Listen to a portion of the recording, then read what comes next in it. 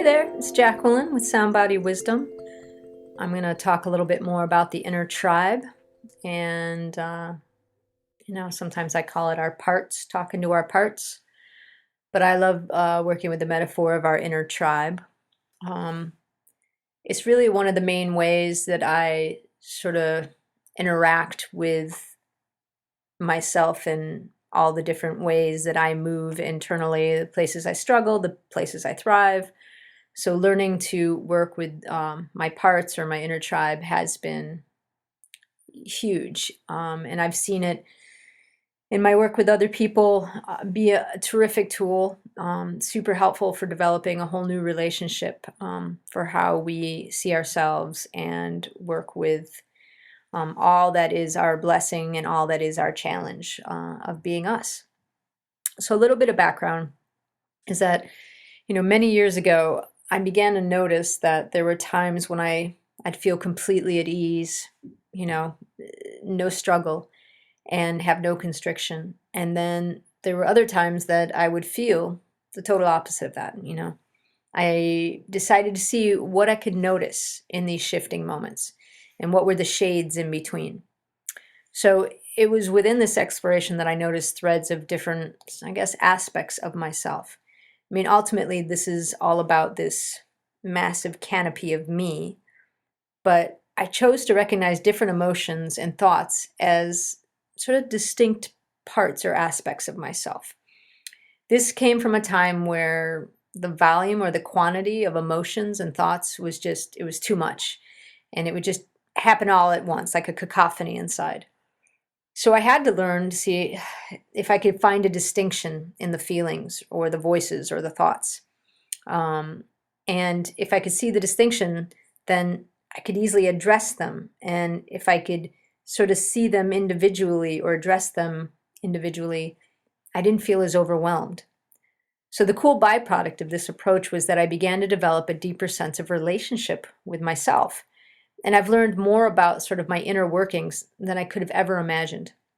So let me try to describe the process a little more in detail and move away from the realm of vagueness. I try to give big picture and then get down into the details because all of this can sort of, people can glaze over when it's this much content. And it's often a lot easier to work with people in person. But that's a little bit of the big picture. And now let me see if I can give you more detail. So in the beginning, I'd aim to notice the times when I went from feeling good to less than good. And as soon as I noticed this shift, I would try to also notice all of the qualities in my environment, inside and out. Just notice them. So first, I'd have to have the awareness that a shift had happened, basically, and then go on the treasure hunt of observing as much as I could the qualities inside and out. So there would tend to be a thought pattern, and then sort of the soundtrack, the thoughts of the soundtrack, a voice that had a conditioned response to some form of stimulus or something that was happening or a situation. So for example, it might be I would read an article about someone achieving some grand success in the newspaper. And then a litany of thoughts or voices would begin that they weren't really loving, but they were a little bit more harsh or critical of me. And in comparing, to what I just read about the success. So in that moment, if I could notice it when it was happening, I would address this sort of unhelpful commentary, the more sort of harsh commentary. I would just address it directly and personally. So this was a key tool in this process. If I simply noticed the voices or the response and then just made sort of general statements to contradict it, or just observed and, just reminded myself, there was other ways outside this conditioned pattern, or if I just stayed sort of vague about it, it didn't land. It didn't really create the change. But when I addressed these thoughts, these voices directly and personally, the whole game changed. So imagine the difference between trying to have a relationship with just some big amorphous mass or like a distinct entity. So for me, knowing myself, it really is a form of intimate relationship. So when something's amorphous, I wasn't able to really have that intimacy.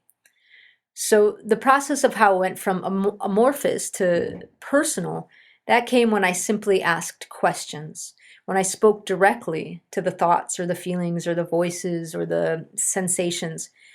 I didn't have an expectation or a concept of a reply happening, but I spoke directly to them. Like in the instance of like a self-deprecating thought, I would simply ask what they need. I mean, that is where I started my relationship of getting to know them. I would continue to inquire until I heard something. I mean, anything from them, any sort of intuition or a glimpse of what I might, imagine was a response. So from there, it would just evolve and it would grow. The questions would shift, and sometimes it took longer than others, or there would be unexpected answers or replies. There were also times I would simply wait and I'd let them know I would be there to listen when they were ready to talk to me. I would never force anything and I would never get frustrated with them. And I think that's pretty key actually to not try to force the relationship. um, so basically, as you may notice, there is, when I'm talking about this or explaining it, there's a part of me that's speaking directly to other parts of me. And it was important that the part asking the questions wasn't just some other sort of small, uh, restricted or constricted part of me, or a thought pattern based in feeling bad or limited. So the aspect of me, the part of me that does the noticing and the one that does the questions, it's sort of this big, wide, expansive space of, yeah, it's not trying to get something. It's sort of like what a parent can do for a child. But generally, just I consider it like my wise woman, or just that expansive space inside. So someone recently asked me to say more about that. Well, what was my wise woman? And it really is this place of expansive and unconditioned love and kindness. So it's without judgment or attachment to opinions. It simply shows up with these wide open arms and says, I'm here to listen and hold space for you. So this quality is clearly the medicine that works for me. And I imagine each person's sort of wise part would offer that exact medicine that that individual needs, right? We each need something unique. But I would dare to suppose that unconditioned love is really something that is healing for everybody, for all of us, not just me. And that's what this wise part did. So this expansive presence, this wise part, simultaneously exists along with the scared or the small feeling parts, the ones that are sort of needing something and that sort of tug at you or have the voices or the feelings in your body or stimulate these emotions. So getting in touch with that wise, expansive part of me to hold the space for the rest of my tribe, my inner tribe, the rest of my parts was essential. Because that was the part who could show up with unconditioned love or judgment or criticism, no expectations, and just hold space and say, what do you need? What do you want? And then engage in that direct conversation with these different parts. So the moment I can notice when the lesser than parts are sort of showing up or making themselves known, so to speak, and start affecting things, that's when I need to pause. If we just kind of ignore it or slough it off or just go on with business as usual, it doesn't work. We're letting the pattern play out. And what we're interested here is in changing this pattern, changing the relationship. So the pause is critical in this work because it helps differentiate these smaller feeling parts or these parts that have these needs that they're, doing whatever they can to try to feel like they can meet them. So when I'm able to differentiate those sort of restricted parts from my more expansive wise presence, that's when we can start this relationship and start engaging. So when I can notice this and realize it's not all just one big amorphous mass, and I can see the distinctions in the parts, then I can begin the direct conversation. From here, you can learn and shape your relationships with all of these thought patterns, all of these conditioned parts, all of these restricted aspects of yourself. So again, learning to notice when it's happening, developing that sense of that wise, expansive like aspect of you, that part of you that can hold space for these other more restricted parts of you, and then directly engage them. So the more I've gotten to know all these parts inside, and the more I've talked to them, the more I've developed a relationship with them, there isn't animosity. There isn't like, oh, I can't stand this part of me, or like, I wish it would shut up. None of that. It really is, the more I get to know them and meet them with kindness and allow them to have their space, or just connect to them without trying to get rid of them, that's the more that they sort of heal, or sometimes they just simply integrate into the overall system of me. So there is no intention to get rid of some part of me. I find that when I give them attention, I listen, and I don't ignore them, they stop sort of acting out the way they once did.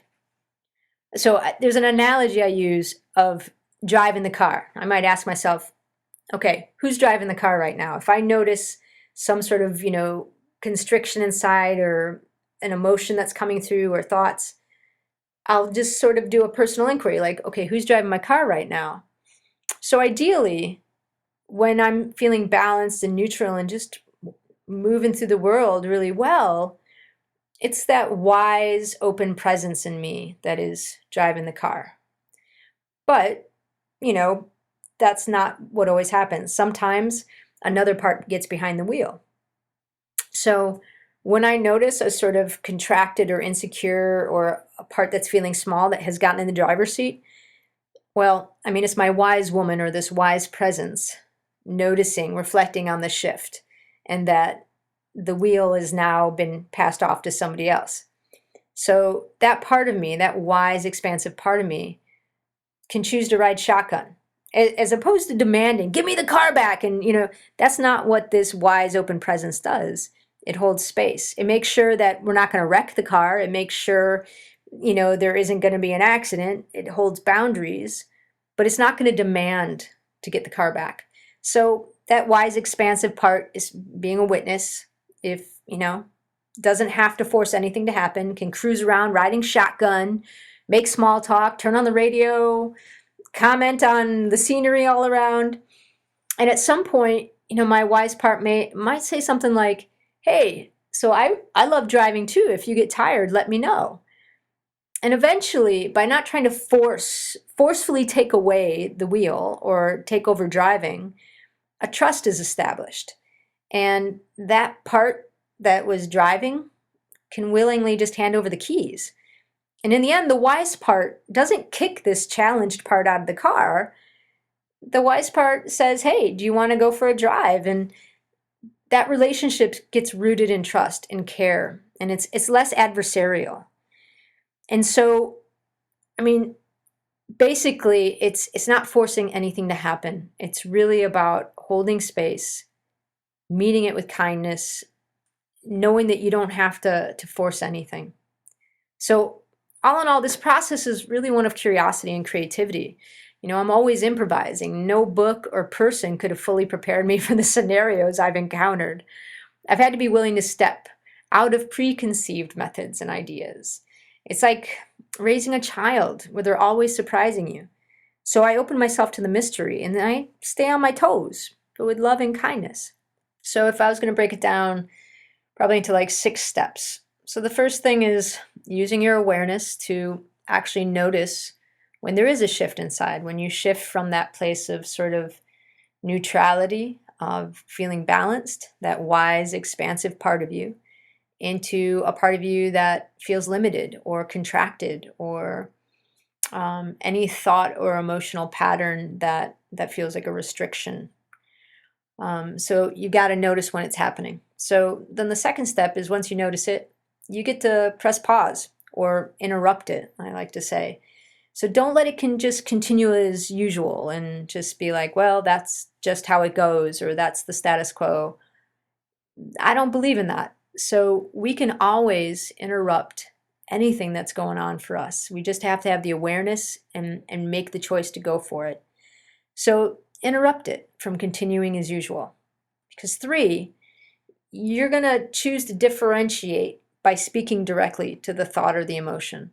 So by speaking directly to whatever's going on inside, even when you feel completely confused or in the dark, that's part of how you interrupt it. That's part of how you press pause. You notice it, you realize you want to pause or interrupt, and then you make that choice to differentiate that there is a wise, expansive part of you, and it's not the one in the driver's seat right now. So you speak directly to that more restricted feeling part of you. And 4, you're going to be curious. You're going to be kind. You're going to be respectful. Like, I think being respectful is super important when you speak directly to this part. So just feel that openness and that curiosity in you to want to get to know this part. Even if you don't like it, even if it's uncomfortable, even if you're sick of it, how do you show up with curiosity, kindness, and respect? So you might want to sit with those things before trying this. Like, how do you do that when you're sick of something or don't like it or uncomfortable? How do you show up with curiosity, kindness, and respect? And then 5, ask it questions. Establish trust. Get to know more about it. So it might feel strange at first, but it really is just calling into your own unconscious and trying to collect insights. Not about where this part necessarily came from or why, but just be like, what do you need? Like, tell me what's going on. Ask it for insights, ask it for clues. So just show up and ask the questions. And 6, let your intention be to develop a relationship which brings natural integration as opposed to getting rid of it. So you show up asking questions to establish trust, not with, like you're chomping at the bit for it to get out of Dodge, like, get out of here. You're showing up and asking questions with the intention of developing a relationship with this part of you and creating a bridge so that it doesn't feel isolated and on the outside. So this is what helps basically the part to not feel like it's sort of this rebel that needs to take over driving the car or be yanking at your coattails or kind of disturbing the peace. If you are choosing when and how to give it attention, then it's not demanding it at all these other times when you aren't really involved or having a say in it. It's looking for an opportunity and it's grabbing hold of the wheel. So it just keeps this setup for there being this sort of like this animosity, this antagonistic relationship. And what I've seen make a huge difference in myself and with the people that I work with is actually having it be a tribe, having it be that all parts are in it together. And when your wise, expansive part, that space in you, is able to realize that and trust that and show up and hold space for these parts, make dates with these parts, talk to them when you're feeling good. That's a huge piece. So not just when there's struggle, like actually show up and talk to them when you're feeling great and resourced. To develop these relationships. I can't even say enough about how that can be a total game changer. So try these steps and remember to practice it when you're not in a heavily triggered situation. Try to do it when you're a little less activated. So more innocuous situations. And we tend to, like, if it's something that's a really strong trigger for us, where we have a strong reaction, it's really difficult to access any resource.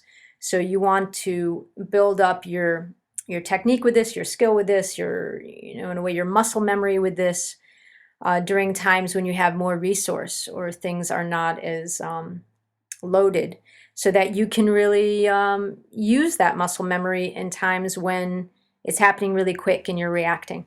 All right, so stay in touch. Let me know what you think with comments, and I look forward to talking to you again. All right, this is Jacqueline with Sound Body Wisdom. Thanks.